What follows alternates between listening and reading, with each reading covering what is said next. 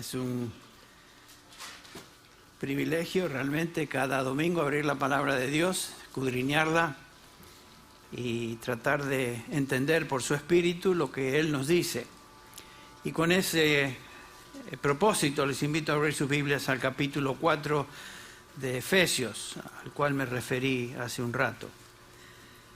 Como hemos visto, el capítulo 4 de Efesios comienza la parte práctica de la epístola. Se divide en dos partes, una parte esencialmente doctrinal, capítulos del 1 al 3, y una parte de aplicación, capítulos del 4 al 6. Y Pablo comienza el capítulo 4 diciendo, yo pues, o yo por lo tanto, lo cual nos indica que hay una transición entre lo que comienza aquí y lo que él acaba de enseñar. Yo pues, prisionero del Señor Jesús, os ruego que viváis de una manera digna del llamamiento con que fuisteis llamado. Es obvio que Pablo va a hablar del andar cristiano. Cómo un cristiano debe andar a la luz de lo que ya es en Cristo Jesús. Y eso es lo que Pablo se dispone a hacer, enseñarnos acerca de ese andar cristiano. En este capítulo 4, versículo 3, Pablo nos da el principal mandamiento en esta sección, donde dice que debemos esforzarnos por preservar la unidad del Espíritu en el vínculo de la paz. Dios, por medio de su Espíritu, el bautismo del Espíritu Santo, ha creado una unidad en la iglesia. O sea, esta no es una unidad ecuménica, no es una unidad organizacional, es una unidad espiritual, y Pablo hace referencia a eso. Y lo que debemos hacer, dice Pablo, no es tratar de crear unidad, sino preservar la unidad que ya existe, ya que la unidad fue creada por Dios, por su Espíritu, al introducirnos al cuerpo de Cristo.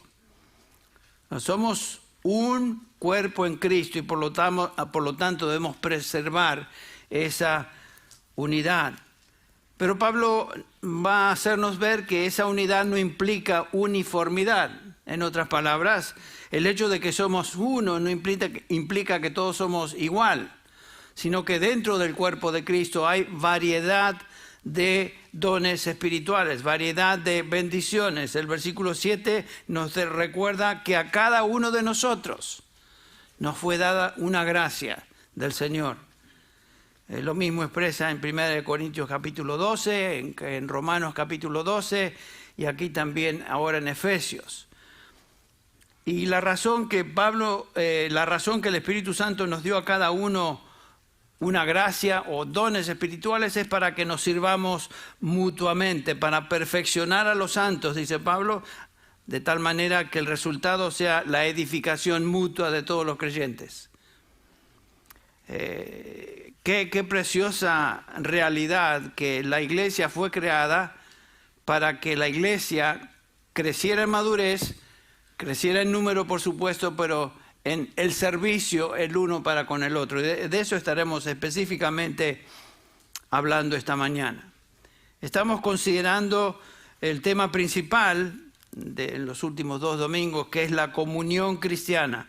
La comunión en la iglesia, la comunión dentro del cuerpo de Cristo. La palabra comunión es una palabra común para nosotros, los creyentes, la usamos a menudo. A veces no tenemos un entendimiento claro de lo que significa, pero la usamos. Lo que estamos observando en nuestro estudio es que la iglesia de Jesucristo es una comunión. La congregación de los redimidos es una comunión. La palabra comunión en castellano es la traducción de una palabra muy conocida en griego, koinonia, que quiere decir básicamente participación, asociación. La idea es de participar y compartir con otros. Cuando hablamos de comunión, de eso estamos hablando. La iglesia es la comunión, la participación juntos de una vida espiritual común. De esto nos habla Pablo en este capítulo, que lo estaremos observando, y también él lo enseña en otros capítulos del Nuevo Testamento. En este capítulo 4, versículo 15, leemos: sino que hablando la verdad en amor, crezcamos en todos los aspectos en aquel que es la cabeza, es decir, Cristo. Noten que la cabeza del cuerpo es Cristo, la cabeza de la iglesia es Cristo. Y el versículo 16, que es un versículo bastante complicado para leer, es de quien todo el cuerpo, estando bien ajustado y unido por la cohesión que las coyunturas proveen, conforme, esa es la idea principal, conforme al funcionamiento adecuado de cada miembro, ¿el resultado cuál es? Produce el crecimiento del cuerpo para su propia edificación. La comunión en la Biblia es la participación de todos los miembros de la iglesia, los redimidos, de una unión espiritual en este cuerpo de Cristo que llamamos la iglesia. Piensa en eso. Estamos todos unidos en una unión espiritual. A veces nos miramos como si fuéramos miembros independientes, el uno del otro cada uno de nosotros independiente aún de la iglesia. Pero nos enseña la palabra de Dios que estamos unidos en una unidad espiritual con Dios Padre, con Dios Hijo, y el uno para con el otro por medio del bautismo del Espíritu Santo. Estamos unidos, somos uno. Y como estamos viendo y vamos a observar más, cada uno de nosotros tenemos una función distinta, aunque somos unidos y bautizados por el mismo Espíritu. Dice Pablo en 1 Corintios capítulo 12, donde tenemos la mejor ilustración de cómo la iglesia funciona, la analogía del cuerpo humano. Dice, porque así como el cuerpo es uno, capítulo 12 de 1 Corintios, versículo 12, dice, porque así como el cuerpo es uno y tiene muchos miembros, pero todos los miembros del cuerpo, aunque son muchos, constituyen un solo cuerpo, así también Cristo. Esa es la analogía. Tenemos muchos miembros en el cuerpo, pero son parte del mismo cuerpo. Versículo 13, pues por un mismo espíritu, todos fuimos bautizados en un solo cuerpo. Noten que el bautismo del Espíritu Santo es algo que sucedió a todo creyente. Todo creyente ha sido bautizado por el Espíritu Santo, que es el ministerio del Espíritu por el cual somos introducidos en el cuerpo de Cristo. No hay creyente sin el bautismo del Espíritu Santo, como algunos enseñan. Porque el ser creyente y no ser bautizados por el Espíritu Santo es una contradicción. Porque ser bautizado implica que somos miembros de su iglesia, miembros de su cuerpo. Y si no fuera así, entonces no seríamos creyentes. Por un mismo espíritu fuimos todos bautizados en un solo cuerpo, y Pablo comienza a mencionar las diferencias, ya judíos o griegos, esclavos y libres, a todos se nos dio de beber de un mismo cuerpo. Y podríamos aquí agregar en nuestro contexto internacional que tenemos, ya sea de donde vengamos, argentinos, bolivianos, guatemaltecos, salvadoreños, y no quiero olvidarme de nadie, así que no se ofendan, pero todos, cualquiera sea su nacionalidad, como hijo de Dios, como creyente, estamos bautizados en un mismo espíritu. Somos un cuerpo. Qué preciosa realidad es esta. Porque el cuerpo no es un solo miembro, dice Pablo en el versículo 14, sino muchos. Sino muchos. Y otra vez, si bajan la vista al versículo 27, Pablo le dice a los corintios, y por aplicación a cada uno de nosotros, ahora bien, vosotros sois el cuerpo de Cristo, y cada uno individualmente un miembro de él. Todos. ¿Quiénes son estos todos? Bueno, la epístola se dirige a los santos, a los llamados, a los santificados, a los escogidos de Dios. Todas expresiones equivalentes de cristianos, creyentes. Otra vez entonces, cuando hablamos y pensamos en la iglesia, siempre debemos recordar que la iglesia no es un edificio, no es una denominación, no es una localidad donde se encuentran reunidos, sino que es la comunión de los santos. Los santos. Una expresión favorita del apóstol Pablo en particular, refiriéndose a los creyentes. Sus epístolas comienzan dirigidas a los santos. Aún esta misma epístola de Efesios capítulo 1, versículo 1 dice, a los santos que están en Éfeso. ¿Quiénes son estos? Los creyentes que están en Éfeso. Los que han nacido de nuevo. Los que han sido regenerados. O sea, la iglesia es la reunión, la congregación de los redimidos, los santos, todos los que pertenecen al Señor Jesús, todos los que somos parte de su iglesia, su cuerpo. Entonces, en resumen, lo que hemos examinado hasta hoy, estoy todavía repasando, es que primero la base de nuestra comunión, el fundamento de nuestra comunión es la salvación. Tener comunión o estar en comunión bíblicamente hablando quiere decir poseer salvación, haber sido salvados. ¿Cómo llegamos a ser miembros de la iglesia de Cristo? Por medio de la regeneración, el nuevo nacimiento. La iglesia, otra vez repito, es la congregación de los redimidos. La iglesia no es simplemente un agregado de personas, es la congregación de los redimidos, aquellos que pertenecemos a Dios. Por eso cuando vamos a la iglesia debemos estar conscientes, vamos a reunirnos con los hijos de Dios, con cada uno de ellos con quien yo estoy unido al Padre, al Hijo, por medio del Espíritu Santo y unido el uno para con el otro. El apóstol Juan, describe en su primera epístola, capítulo 1, versículo 3, lo siguiente, o les dice a estos creyentes lo siguiente: lo que hemos visto y oído, os proclamamos también a vosotros, para que también vosotros tengáis, aquí está la palabra, comunión, koinonia, con nosotros, y en verdad nuestra comunión es con el Padre y con su Hijo Jesucristo. Si tú eres cristiano, tú eres parte de esta comunión. Tú estás en la comunión eterna con el Padre, con el Hijo, lo cual implica salvación. Esto es vida eterna. Otra vez el Señor Jesucristo en el Evangelio según San Juan, capítulo 17, versículo 3, dice: esta es la vida eterna, que te conozcan a ti, el único Dios verdadero, y a Jesucristo, a quien has enviado. Tener salvación es conocer a Dios Padre a través de su Hijo Jesucristo, o sea, tener comunión con el Padre, con el Hijo, y todas estas expresiones, tener comunión con el Padre, tener comunión con el Hijo, tener vida eterna, tener salvación, son expresiones paralelas en el Nuevo Testamento. Se refiere a la misma situación, la misma experiencia. Entonces, la base de nuestra comunión es la salvación común que gozamos. También hablamos de la práctica de esta comunión o del cuerpo de Cristo y dijimos que la práctica, el funcionamiento de la comunión es el compartir juntos, en primer lugar, una vida en común que se traduce compartir convicciones, compartir aún recursos económicos donde vemos la necesidad y compartimos según la necesidad que observamos. Y, por supuesto, servirnos mutuamente. Este es el aspecto práctico de nuestra comunión espiritual. Siempre lo que creemos debe ser seguido de una práctica. O lo que creemos es simplemente una fe seca, una fe intelectual. Siempre que creemos, y si creemos bíblicamente, eso debe ser seguido por una práctica. Y es lo que estamos viendo. Ustedes recuerdan la primera iglesia, lo vimos el domingo pasado, allá en el capítulo 2 de Hechos.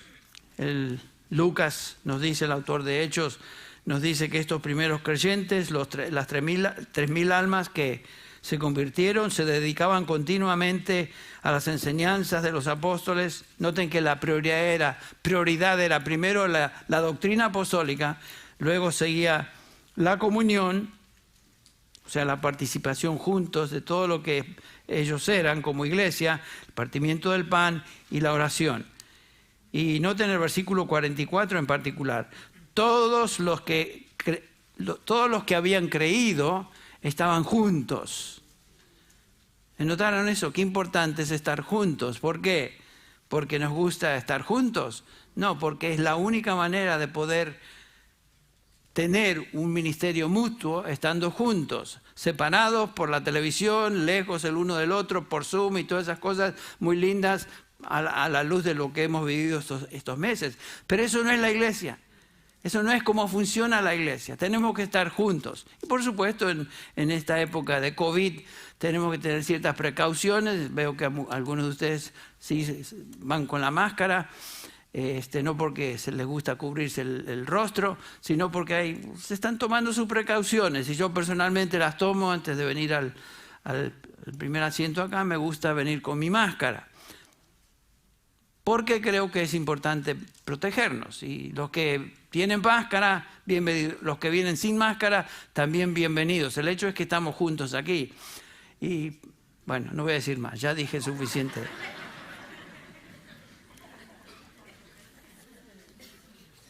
Pero venimos como iglesia juntos con el propósito, obviamente, de ministrarnos el uno al otro. La responsabilidad de la iglesia, aquellos que pertenecemos a la comunión, tenemos esa responsabilidad, cada uno de nosotros, de servirnos unos a otros. Porque para eso el Señor nos ha colocado en su cuerpo, en la iglesia. ¿Cómo es que nos servimos? Y estamos contestando esa pregunta. ¿Cómo es que desempeñamos esa responsabilidad mutua de comunión unos con otros, con los santos? La primera manera de servir es por medio de nuestros dones espirituales. 1 Corintios 12 nos habla de eso, lo mencionamos. Romanos 12 nos habla de lo mismo. Aquí Pablo en el capítulo 4 de Efesios, versículos del 7 en adelante. Y 1 de Pedro, capítulo 4, que estaremos observando en un instante. Todos estos pasajes claramente nos enseñan acerca de los dones del Espíritu Santo. Los dones son habilidades dadas por el Espíritu Santo a cada miembro del cuerpo con el propósito de que él o ella use ese don o esos dones para el bien común, que es justamente lo que Pablo enseña. 1 Corintios 12. Hay diversidad de dones, dice el versículo 4, pero el mismo Espíritu. Diversidad de ministerios, pero el Señor es el mismo. Hay diversidad de operaciones, pero el mismo Dios es el que hace todas las cosas en todos, pero a cada uno, versículo 7, esto es tan importante, a cada uno se le da la manifestación del Espíritu para el bien común. O sea, los dones del Espíritu Santo no fueron dados para adorno nuestro o para hacer alarde de ciertos dones, sino que fueron dados por el Espíritu, diseñado por Él en el cuerpo para el bien común. ¿Qué quiere decir el bien común? El bien de todos, todos. Cada uno poseemos uno o más dones para el bien de todos. Y noten que el Espíritu Santo concede eso a cada cristiano. Cada miembro del cuerpo tiene uno o más dones espirituales. Nadie es salteado. Nadie se gana esa habilidad. Yo no voy a orar a Dios pidiendo cierto don porque hay ciertos dones del Espíritu que me gustan más. Porque esos dones ya fueron otorgados desde el momento del bautismo del Espíritu Santo. En ese momento fuimos introducidos al cuerpo de Cristo, la iglesia. Y ya vienen en el paquete de haber sido salvados. O sea que yo no pido por cierto don. Si el Señor me dio un don, ese es el don que me dio hasta que Él me lleve a su presencia. Y si me lo dio para el bien común, para el bien de otros. Nadie se gana ese don, nadie puede buscar esa habilidad. Es un don del Espíritu por pura gracia de Dios. ¿Qué hacemos con ese don? ¿Lo guardamos? ¿Lo escondemos? ¿Lo usamos? Eso es lo que justamente nos enseña Pedro, 1 Pedro 4. Según cada uno ha recibido un don especial, un carisma especial. La palabra don viene de la palabra griega carisma. Úselo, dice Pedro, sirviéndoos los unos a los otros como buenos administradores de la multiforme gracia de Dios, caritos. O sea, la misma raíz griega, tanto de don como gracia de Dios, la misma raíz. La idea es, un don es una gracia de Dios concedida por su Espíritu según su voluntad soberana. Si Dios nos dio un don o más, es por pura gracia. Él lo dio. Viene de su multiforme gracia. Y Él lo dio. Y por eso Pedro dice entonces el versículo 11, 1 Pedro 4, 11, el que habla, o sea que hay dones de hablar, obviamente, dones de habla, y que hable conforme a las palabras de Dios. Claro, no es cuestión de hablar tonteras, no es cuestión de hablar inventos, no es cuestión de hablar opiniones. Si vamos a hablar la palabra de Dios. El que sirve, o sea, hay dones de habla y hay dones, ¿no?, de servicio. El que sirve, que lo haga por la fortaleza que Dios da para que en todo Dios sea glorificado mediante Jesucristo. Cada don es único. Ninguno de nosotros somos la copia de otro. Podemos tener el mismo don o el mismo tipo de dones, pero aún en eso no somos caricaturas de otros. Somos únicos en la manera en que Dios nos otorgó ese don. Somos como copos de nieves espirituales. Copos de nieve, no de nieves, eso es helado. Copos de nieve espirituales. O sea, ningún copo de nieve es igual al otro. Todos distintos. Lo mismo en el orden de dones espirituales. Somos todos distintos. Ninguno es igual al otro, sino que Dios nos dotó, nos agració, por decirlo así, usando la palabra gracia, con habilidades espirituales únicas. Y con esas habilidades nos colocó por su Espíritu en el cuerpo de Cristo para que sirvamos de acuerdo a ese don o dones o habilidades particulares que Él nos dio. O sea, no nos podemos salir del diseño de Dios. Y lo usamos tanto de habla o como servicio para el bien común, para el bien de todos. ¿Te das cuenta de eso? Algunos hermanos luchan con eso de los dones espirituales y están haciendo la pregunta, ¿tendré dones? Bueno, la palabra de Dios te dice que sí tienes. ¿Cuál será mi don? Ahí es donde comienza la lucha, ¿no? Si no estamos seguros. ¿Qué es mi don, Henry? ¿De qué hablas? ¿Qué don tengo? ¿Cómo saber qué don tengo o poseo? Hablamos de esto en el pasado, pero déjenme recordarles lo siguiente. ¿A qué te inclinas a hacer dentro de la iglesia? ¿Qué es lo que te agrada hacer? ¿Qué es lo que te trae gozo, satisfacción? Aquello que Dios bendice de que tú haces en el ministerio de la iglesia. Ese es tu don. Le pongas el nombre que sea. Dios te está usando dentro de la iglesia por medio de don o varios dones espirituales. A veces los dones vienen como un racimo de uva. Son dones muy conectados el uno con el otro, pero es un paquete entero. Entonces, no te mortifiques preguntándote, ¿tendré el don de enseñanza? ¿Tendré el don de...? Y hacerte un montón de preguntas. ¿Qué es lo que haces con gusto? ¿Qué es lo que haces con gozo? ¿Qué es lo que te motiva a servir a otros hermanos? Esa área de deseo y anhelo y gozo, esa es el área de tus dones. Y el Señor te lo va a hacer cada día más claro en la medida que ejercitas tus dones. Entonces, yo cuando comencé a enseñar tenía 18 años y me di cuenta que dentro de esa área es donde el Señor me iba a usar. Y parte era porque yo estaba convencido de que eso me traía gozo y ministraba la vida de otras personas. Pero los hermanos en Cristo, donde me encontraba en esa época, estaba en la primera iglesia bautista de Long Beach, donde mi padre era pastor. Los hermanos me hacían ver, mira, ¿sabes qué, Henry? Creo que debes enseñar, ¿eh? Y varios me lo dijeron, porque creo que Dios te está usando en esta área. Bueno, esa es la manera de descubrir dones. Entonces dije, bueno, si eso es lo que el Señor quiere de mí y es lo que trae gozo y realmente satisfacción y el beneficio a otros hermanos, voy a seguir haciendo lo que Él me está indicando hacer. Así que todos tenemos dones, hermanos. Aunque tú no puedas identificarlo, comienza a hacerte esas preguntas. ¿A qué me inclino? ¿Qué es lo que me trae gozo? ¿Qué es lo que me trae satisfacción? ¿Qué es aquello que Dios bendice cuando hago tal o ejerzo tal don o habilidad?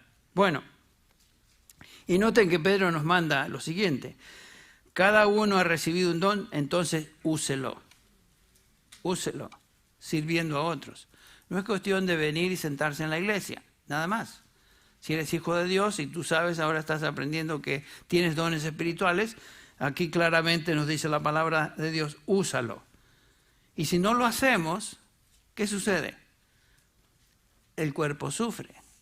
Imagínense que pensemos en el cuerpo humano, y nosotros somos todos parte del cuerpo de Cristo, y hay partes del cuerpo que no usamos. Yo ahora que estuve enfermo por 3 meses, me lo pasé o en cama o en el sofá o sentado y no hacía mucho movimiento. ¿Qué pasa cuando no usamos las piernas por un largo tiempo? Comenzamos a sentirnos débiles, o el cuerpo se siente débil. Y no solamente eso, sino que el cuerpo, los músculos comienzan a atrofiarse y todo el cuerpo sufre, no solamente las piernas. Y eso es una ilustración de lo que sucede en el cuerpo de Cristo, cuando no usamos nuestros dones. El cuerpo se siente, la iglesia sufre. Así que nunca pienses, bueno, mi don no es muy importante. No es importante. El don del olfato no es tan importante tal vez como el corazón, pero el cuerpo necesita el olfato, necesita la nariz, necesita el dedo. Notamos lo que está diciendo el apóstol Pablo, notamos lo que la palabra de Dios nos enseña. Entonces, dice Pedro, si tienes dones, úsalos. Y la primera manera de servir es por medio de los dones, el ejercicio de nuestros dones. Ahora, hay una segunda manera de servir en el cuerpo de Cristo y es la siguiente. Es por medio de la obediencia a cada uno de estos mandamientos en el Nuevo Testamento que tienen que ver con esta expresión, unos a otros, unos a otros. Notaron que hay muchos mandamientos, exhortaciones en las epístolas que nos ayudan a pensar que hay ciertas cosas que debemos hacer unos a otros que no necesariamente tienen que ver con nuestros dones, sino que son simplemente mandamientos a llevar a cabo esta tarea, este ministerio. Servicio a otros. Son funciones generales por las que cada uno de nosotros somos responsables. Si la palabra de Dios me dice que oremos unos por otros, ¿qué voy a hacer? Voy a orar. Si la palabra de Dios nos indica, como veremos, perdonaos unos a otros, ¿qué voy a hacer? Voy a perdonar, etc. Comencemos a considerar esto desde un ángulo negativo y otro desde un ángulo positivo. ¿Qué cosas debemos evitar en esta relación mutua de unos a otros y qué cosas debemos hacer unos a otros? Comencemos con algo negativo. Es interesante que el Señor Jesús en el capítulo 18 de Mateo nos da la primera instrucción en todo el Nuevo Testamento sobre la iglesia. Antes de que la iglesia naciera, en el capítulo 2 de Hechos. Aquí tenemos la instrucción de Jesús a la iglesia, y si comenzamos con el versículo 5 de Mateo 18, leemos lo siguiente. Esta es la instrucción de Jesús a la iglesia, a los creyentes. Y dice así el versículo 5, y el que reciba a un niño como este en mi nombre, a mí me recibe. ¿A quién se refiere el Señor? ¿A un niño? ¿A un bebé? ¿Un infante? No, el versículo 4 describe al niño de la siguiente manera. Así pues, este es Jesús el que habla, cualquiera que se humille como este niño, ese es el mayor en el reino de los cielos. Jesús está usando al niño como una ilustración de la manera en que funcionamos dentro del cuerpo de Cristo. Lo que Jesús está enseñando es que todos los que pertenecemos al reino de Dios venimos y entramos al reino de Dios como niños. No venimos con ningún mérito, no venimos con una agenda particular y personal, no somos dignos de nada especial, somos débiles, indefensos. Y entramos al reino sin logros personales. Eso es lo que Jesús está diciendo. Todos en el reino de Dios somos niños. Entramos como niños y ahora que estamos en el reino somos niños y debemos tratarnos unos a otros y recibirnos unos a otros como niños. ¿En qué sentido? Cuando pensamos en otro cristiano, debemos pensar de esta manera, que estamos como dice el Señor Jesús, el que recibe a un niño como este en mi nombre, a mí me recibe. Esto es muy significativo. La manera que tratamos a otro cristiano es crítico. Por eso es tan importante ministrarnos unos a otros y evitar ciertas cosas unos a otros. ¿Por qué es tan crítico? Porque es como si estuviéramos tratando al mismo Señor. La manera en que tratamos a otro creyente es la manera que estamos tratando al mismo Señor Jesucristo, porque su Espíritu reside en cada uno de nosotros. Y si maltratamos a uno de sus niños, estamos maltratando a aquel a quien ellos pertenecen. Es muy importante esto. Ahora, lo primero dice Jesús en el versículo 6 es lo siguiente. Estoy en Mateo 18. Pero el que haga tropezar a uno de estos pequeñitos que creen en mí, está hablando de creyentes,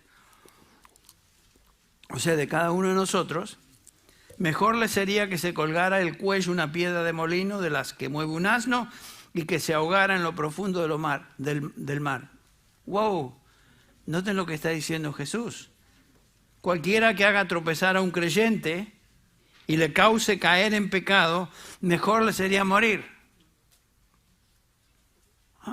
Entonces esto me ayuda a ver que el trato mutuo, el trato uno con otro, es muy crítico e importante para el Señor.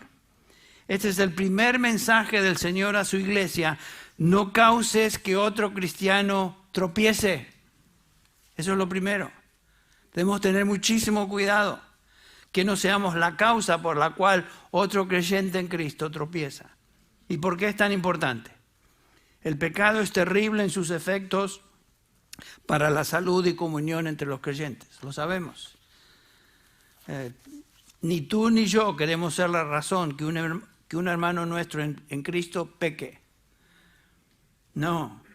El Señor inmediatamente nos da una ilustración hiperbólica que ilustra perfectamente la actitud de cada uno de nosotros o la actitud que cada uno de nosotros debemos tener para con el pecado. Y dice Jesús, si tu mano o tu pie te es ocasión de pecar, córtatelo y échalo de ti. Obviamente Jesús no está hablando literalmente, está hablando de ser radical en cómo lidiamos con el pecado. Te es mejor entrar en la vida manco o cojo que teniendo 2 manos y 2 pies ser echado en el fuego eterno. Esa es una hipérbole, es una ilustración, por decirlo así, exagerada. Pero es lo que Jesús está diciendo. El pecado debe ser trabajado, lidiado de una manera drástica.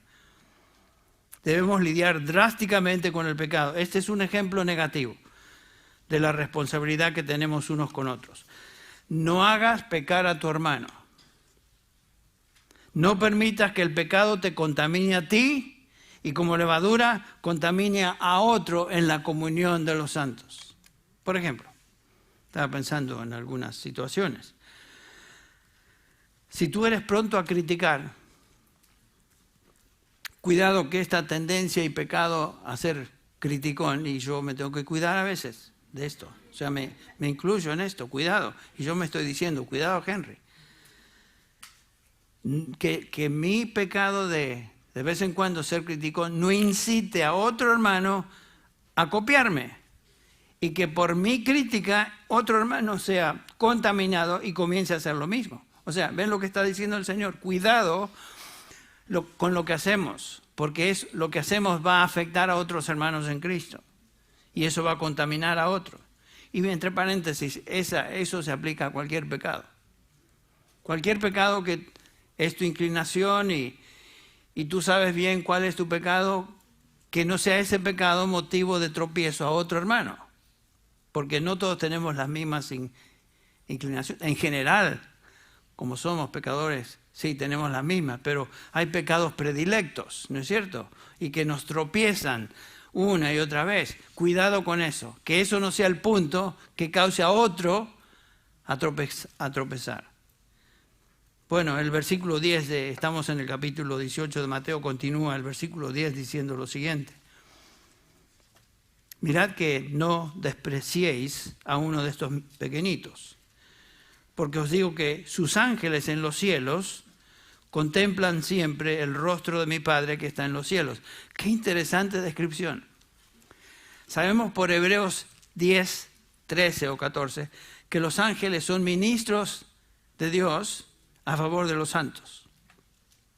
Saben ustedes que todos nosotros tenemos ángeles que nos están observando y están ministrándonos.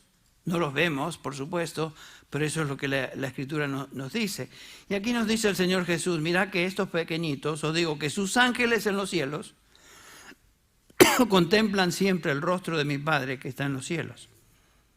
Es una instrucción similar a la que Pablo nos da en Filipenses 2, versículo 3.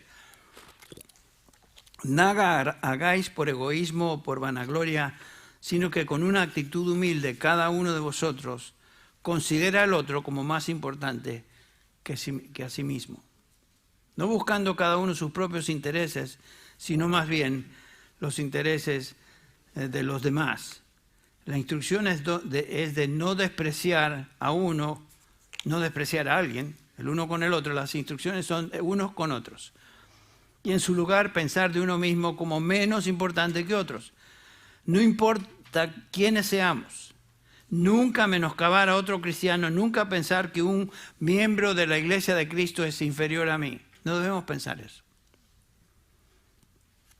Al fin y al cabo, ¿quién te crees que eres tú?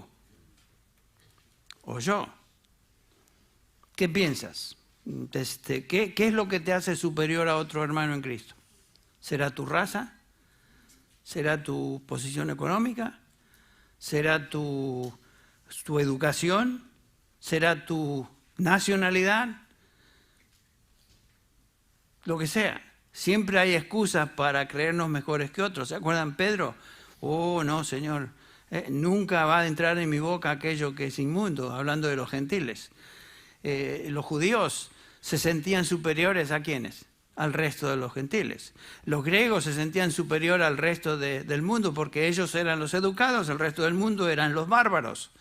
Bueno, siempre hay en el corazón humano una tendencia a sentirme un poquito mejor que otro. Y en la iglesia de Cristo, en la comunidad de los santos, eso es inconcebible. Eso es algo que no puede suceder. Pensar que un cristiano es inferior a mí. Somos tentados a pensarlo, pero no dar lugar a eso. Mirad, dice Jesús, que no despreciéis a uno de estos pequeñitos. ¿Cómo podemos despreciar a un cristiano? Bueno, de varias maneras. Podemos ser indiferentes a las necesidades de otros. Podemos hacer cosas que sean de tropiezo para otros. Y tal vez pensar, bueno, yo tengo libertad en esto. Por ejemplo, ¿se acuerdan del problema que existía en el Nuevo Testamento? Y Pablo se refiere a él en el capítulo 14 de Romanos, de aquellos que comían carne a los ídolos y aquellos que se sentían ofendidos si llevaban a cabo eso. Aquellos que tenían libertad en tomar, beber, y otros que no tenían libertad. Hoy en día continuamos con la misma situación. Algunos se ofenden por que si alguien bebe vino con la comida. Todavía existe ese problema en algunos contextos. ¿Y cuál es la respuesta? Que si se ofende, que se ofenda, a mí qué me importa. ¿Es su problema? Ay, tan delicado que es. No pensemos así, porque miren cómo Pablo lidia con eso en el capítulo 14 de Romanos, versículo 21. Es mejor no comer carne, ni beber vino, ni hacer nada en que tu hermano tropiece. ¿Ven? Si hay algo que sabemos positivamente que va a ofender a un hermano en Cristo, no pensemos, ay, qué delicado es, qué exagerado, qué legalista, nada de eso. Si hay algo que yo hago que ofende a un hermano, mejor es que, dice Pablo, no, ni hacerlo. Claro, debemos saber quién está en el grupo y reconocer la situación, pero si hay algo positivamente que va a ofender a un hermano y está conmigo, estamos en el mismo contexto, dice Pablo, ni bebas vino ni comas carne, déjalo. Al fin y al cabo, ¿qué problema va a haber? vas a ser tú edificado porque estás haciendo obediente a la palabra de Dios y tu hermano no va a ser ofendido. O sea, el beneficio es de ambos lados. Otra razón, dice el versículo 10, no menospreciéis a uno de estos, porque os digo que los ángeles de los cielos contemplan siempre al rostro de mi Padre que está en los cielos. Noten que los ángeles en los cielos cuidan de cada uno de los hijos de Dios. En Hebreos 1, ya lo mencioné, nos dice Hebreos que no son todos ellos espíritus ministradores enviados para servir por causa de los que heredarán salvación. O sea, qué interesante. A menudo yo me pongo a pensar, ¿cómo estarán los ángeles ministrando por mí en este día? Y sé que lo están haciendo porque su palabra lo indica. Entonces, debemos tener cuidado. Si los ángeles ministran a cada uno de estos pequeñitos, ¿voy a ser yo causa de ofensa a uno de estos pequeñitos? Yo no me la quiero agarrar con un ángel, porque ni chance tengo de ganarle a un ángel. Es mucho más fuerte que yo, así que cuidado. Qué interesante que este pasaje se encuentra en la Escritura, porque no está ahí por adorno, está ahí para que pensemos y apliquemos esa enseñanza a nuestra vida. Y estos ángeles siempre, dice ahí, están mirando al rostro del Padre y observan cómo Él reacciona cuando sus hijos son maltratados. Entonces no es que me la agarro solo con el ángel. Tengo que lidiar con aquel que es mi Padre Celestial, que está mirando lo que está ocurriendo. Y si yo estoy causando piedra de tropiezo a otro, tengo a los ángeles de Dios en contra mía y tengo a Dios Padre en contra mía en ese momento. ¿Qué cosa?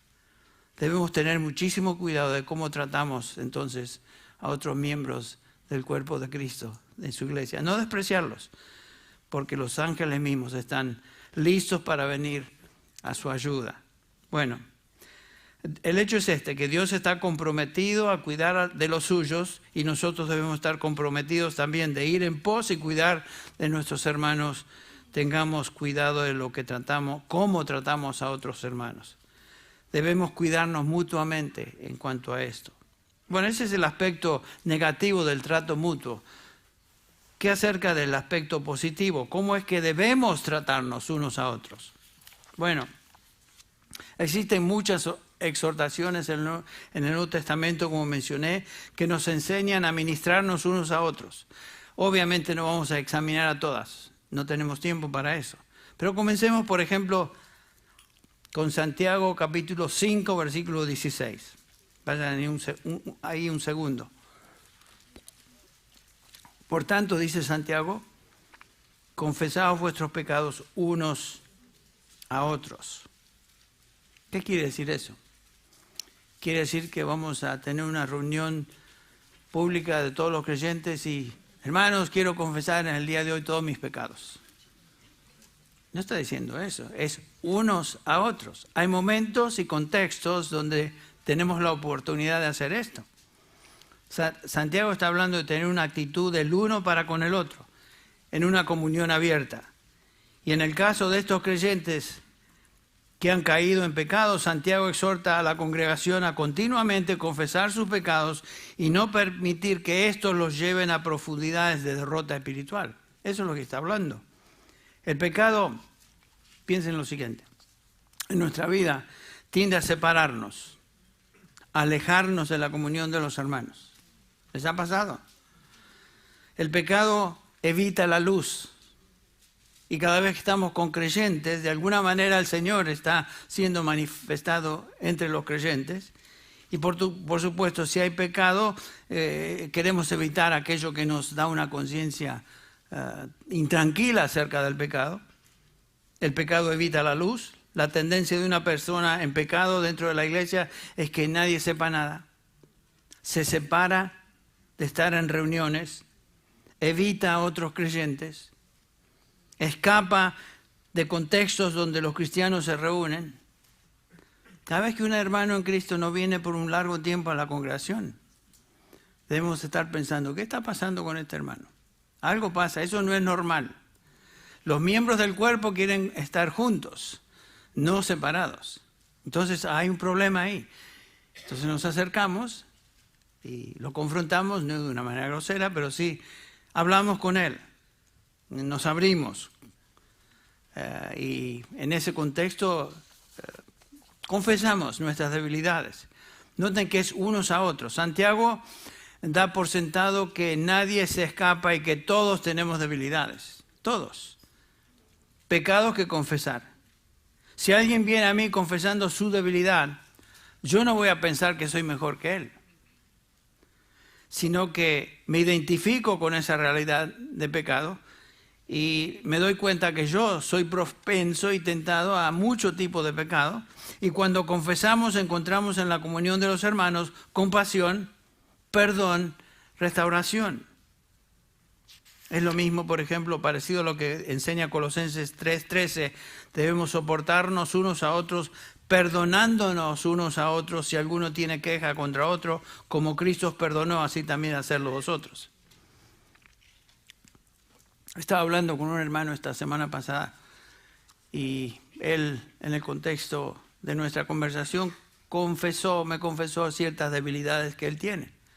Bueno, hablamos de lo que la palabra de Dios enseña acerca de eso, acerca de su actitud, y después de una media hora de estar juntos, oramos,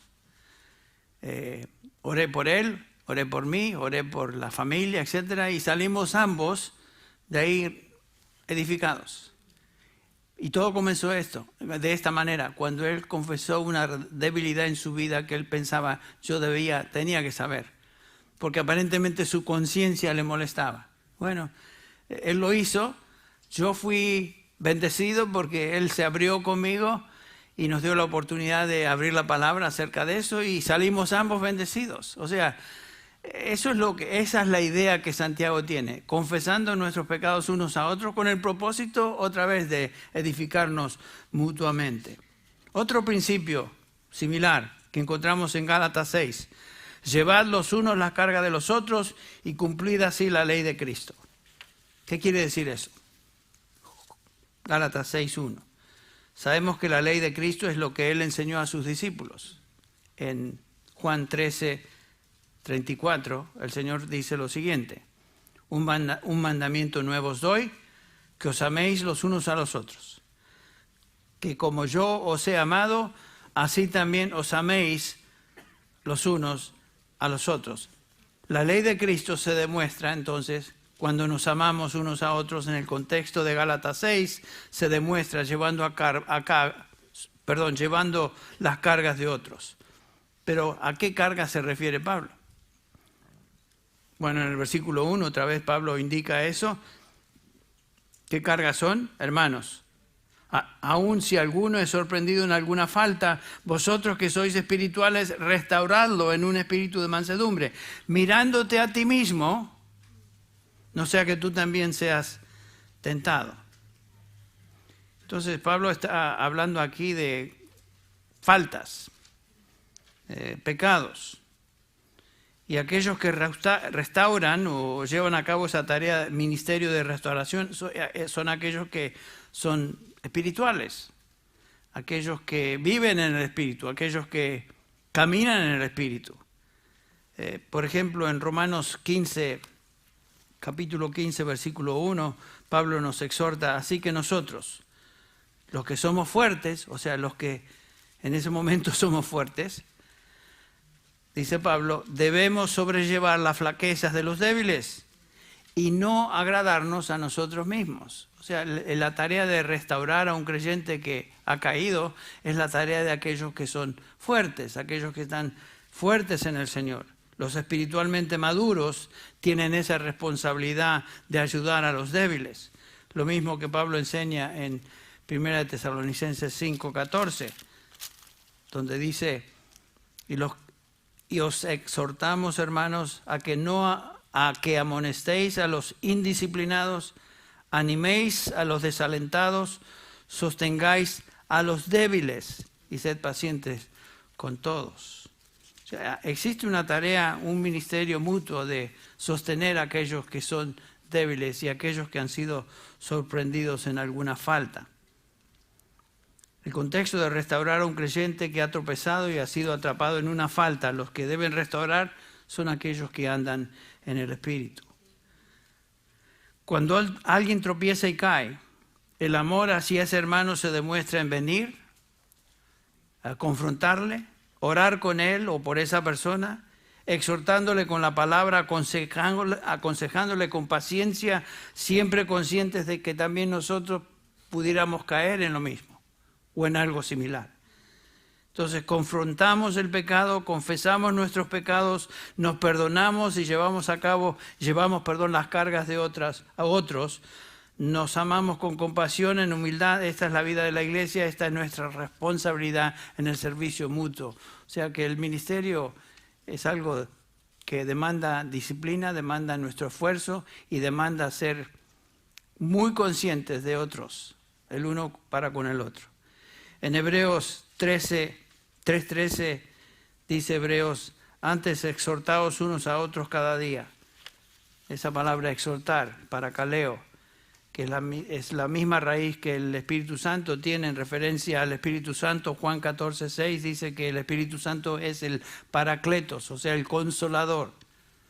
Este es el ministerio que como cristianos debemos llevar a cabo en el consuelo y consejería de otros hermanos.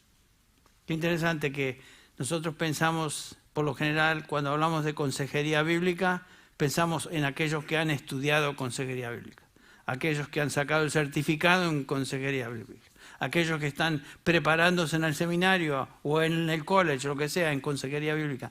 Pero aquí no había college, aquí no había seminario, y Pablo le dice a los hermanos en Cristo que esa es la tarea de todos los hermanos, aconsejarnos unos a otros. Y por supuesto la consejería se lleva a cabo por medio y como base la palabra de Dios. Así que todos nosotros podemos aconsejar. Todos, según el conocimiento y el crecimiento que el Señor nos ha dado a cada uno. Podemos aconsejar, pero hermanos, yo no conozco mucho de la palabra, fíjate que me convertí hace 5 años, no conozco mucho. ¿Sabes qué? Tú conoces mucho más de los que todavía recién comienzan, ¿no es cierto? Tú conoces más de la palabra si has asistido a la iglesia por un buen tiempo que aquellos que recién comienzan a andar. O sea, que dentro de tu capacidad, dentro de tus posibilidades y crecimiento personal, tú puedes aconsejar. Claro que sí. Cada uno de nosotros podemos aconsejar. En Romanos 14:19 y 1 Tesalonicenses 5:11, Pablo nos llama a edificarnos unos a otros. El apóstol en forma general dice en el versículo 19, así que procuremos lo que contribuye a la paz y a la edificación mutua.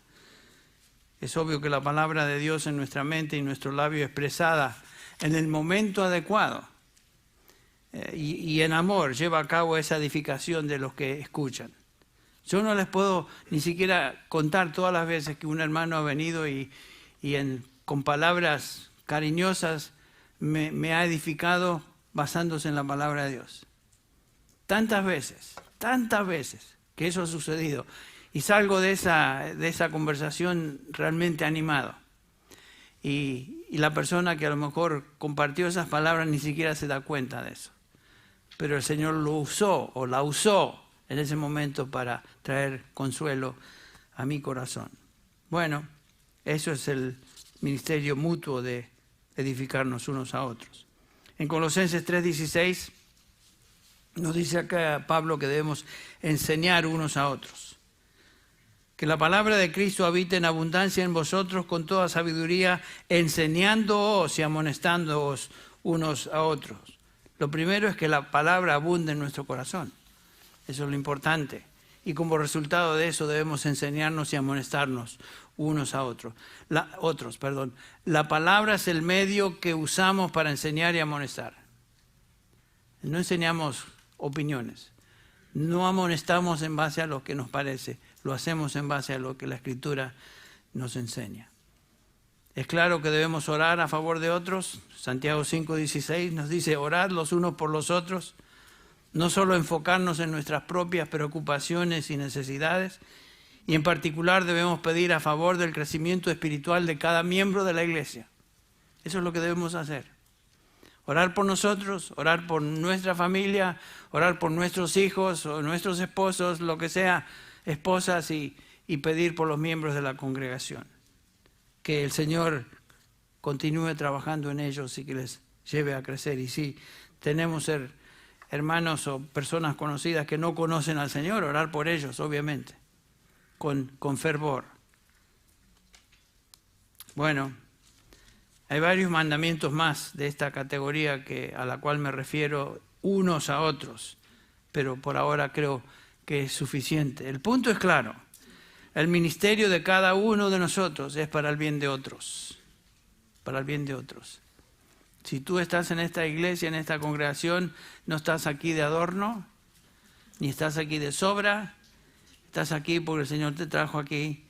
Y es tu responsabilidad tomarte eso como un llamado a ministrar a otros, dentro de las posibilidades y habilidades que el Señor te ha dado a ti.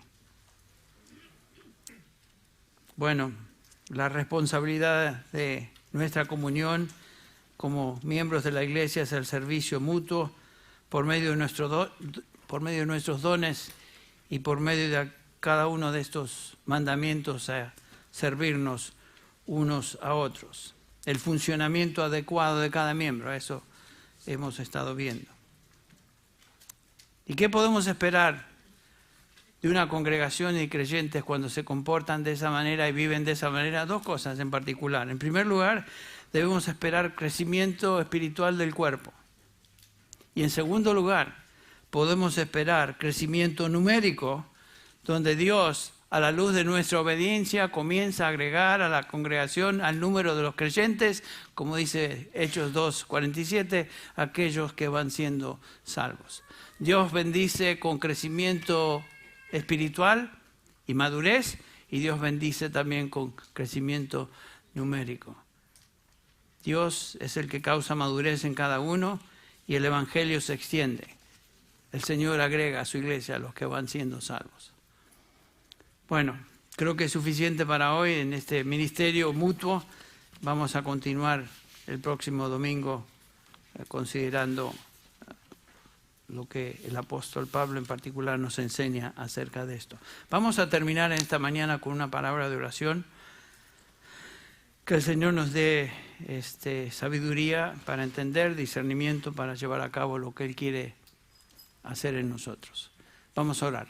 Padre Celestial, te damos gracias en esta mañana por un tiempo más que hemos tenido para abrir tu palabra, examinar aquello que tú nos dices. Y Padre, a la luz de esta realidad de que somos un cuerpo, de que estamos unidos por tu Espíritu, a ti, Padre, a tu Hijo Jesucristo, y unidos el uno para con el otro, ayúdanos, Padre, a tomar conciencia de esta realidad y vernos por lo que somos, unidos por tu Espíritu en un cuerpo, en Cristo Jesús. Y Señor, por eso, con responsabilidades particulares de edificar a otros y edificarnos mutuamente. Señor, gracias porque esta iglesia una y otra vez demuestra esta realidad. Gracias por los hermanos que continuamente están laborando en edificar a otros con tu palabra, visitar a otros, servir a otros, orar por otros. Señor, gracias, eso nos trae tanto aliento. Gracias, Padre, por el grupo de hermanos que se reúne cada martes para orar por esta congregación y orar unos por otros. Gracias, Señor, por este ministerio silencioso, no visible, de oración de tantos hermanos en Cristo. Tú no te olvidas y no pasas por alto el ministerio, aunque otros no lo notemos, el ministerio espiritual de cada hermano para con otros. Señor, gracias te damos por hermanos y hermanas que están continuamente con el deseo y la disponibilidad de servir a otros en esta iglesia, en esta congregación. Señor, te alabamos por la obra que estás llevando a cabo en nosotros y por nosotros. Pedimos que tú nos despidas con paz, nos despidas con alegría, nos despidas, Señor, enfocándonos en lo que hemos escuchado hoy, que sea un ímpetu para el resto de esta semana y que nos uses, Señor, en tu obra, en tu ministerio, en tu iglesia, Para tu gloria, oh Padre, y para el bien de nuestros hermanos, de cada uno de nuestros hermanos. En el nombre de Jesús. Amén.